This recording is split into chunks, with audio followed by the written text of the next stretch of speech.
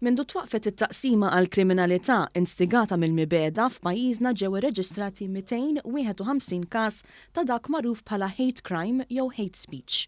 Din it-taqsima tirċievi l-maġġoranza tal-informazzjoni marbuta mal-każijiet tagħha mill-pubbliku. Andre Soler, assistent terapewtiku fi ħdan din it-taqsima, spjega l-proċess wara kull każ illi jiġi irrappurtat.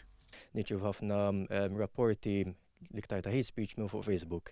Meta jiġri hekk, bħala tim naraw u nagħmlu analysis tal-każ u naraw jekk huwa hate speech jew le. Spjega li biex reati kwalifika bħala hate crime irid ikun hemm element ta' teddid u kliem abbużiv u dawn iridu jkunu indirizzati lejn persuni f'minoranzi.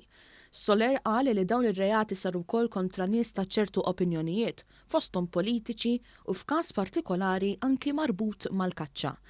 U tkellem ukoll dwar każ partikolari fejn żewġ persuni sfaw vittmi ta' dan ir-reat minħabba l-ilbies tagħhom.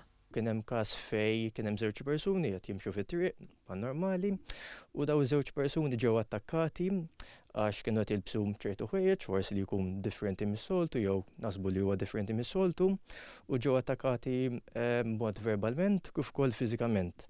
Daw mbagħad għamlu kuntatt magħna fuq il-Facebook page tagħna u bdew jirċievu emotional support mit-therapeutic team tagħna. Apparti minn hekk irċevew support legali mill-avukat tal-unit u eventwalment il-każ resaq il-qorti. F'intervista ma' One News, Soler tem jappella għal responsabilità. Saħaq illi faċli li wieħed jikteb bla doċċ mingħajr ma jqis kliemu fuq il-medja soċjali. Iżda l-konsekwenzi jistgħu jkunu koroħ meta wieħed jinstiga il-mibgħeda bi kliemu. Importanti li naraw il-kliem li qed nikdbu jista' jħalli impatt negattiv kif ukoll pożittiv u rridu niftakru li hemm repercussions għal dak li nikdbu jekk huwa hate speech jew le. Pereżempju f'każ li huwa hate speech jew hate crime hemm ċans ta' ħabs bejn 8 xhur u 16 months.